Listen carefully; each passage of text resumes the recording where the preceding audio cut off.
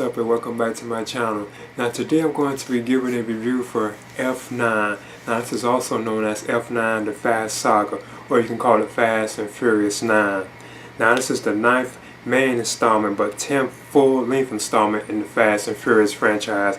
Now of course you have all the returning like actors and actresses like Vin Diesel, Michelle Rodriguez, Tyrese Gibson, Ludacris, and so on.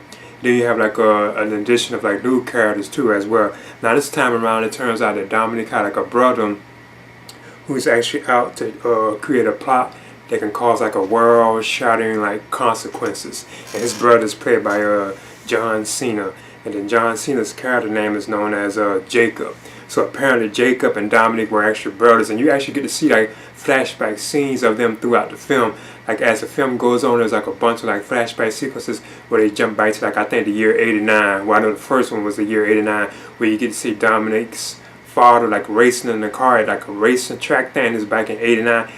Then this is spoiler territory. Like his father gets in an accident and actually dies during this event. So once this happened, bad vibes developed between Dominic and Jacob, and this is still when they're like young men, like they're brothers. And then of course something causes like Dominic to get thrown in jail, and he kind of believed that his brother was actually kind of somewhat involved in it. So I just leave it at that because I won't go into it too much because it'll kind of spoil the overall like film itself. But actually once it jumps back into present day, that's what the plot of the film itself is about. Apparently Jacob is like running with this crew who's actually led by the same character played by Cypher, like Charlize Theron's character. Cypher, she returns in this film too as well. So she's actually teamed up with like Jacob, and they're trying to do some kind of like this like device thing, and they actually have to get like two parts of it. I think they had one part, but they actually had to get like the other part and put it together to actually do what they're trying to do.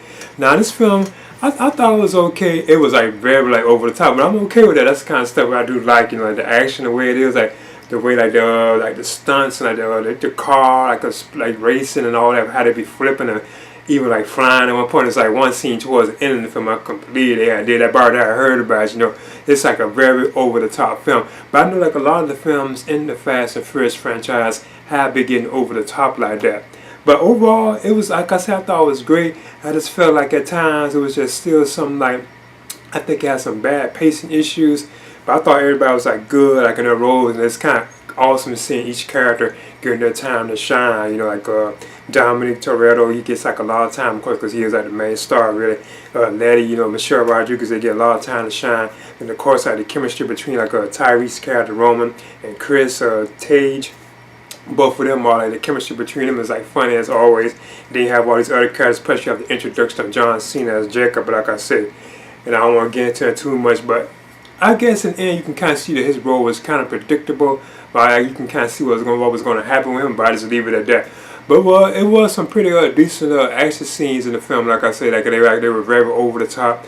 And I want to touch on more of the other actors because like a lot of other actors actually returned too as well, like Han and so on. Then you also have Michael Rooker in the film. Kurt Russell, like he kind of shows up in the role of Mr. Nobody again.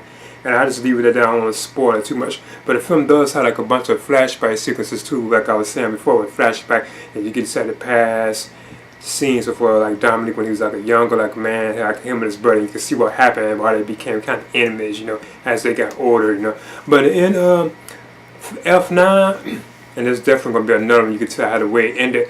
I'm gonna give this just a straight up C.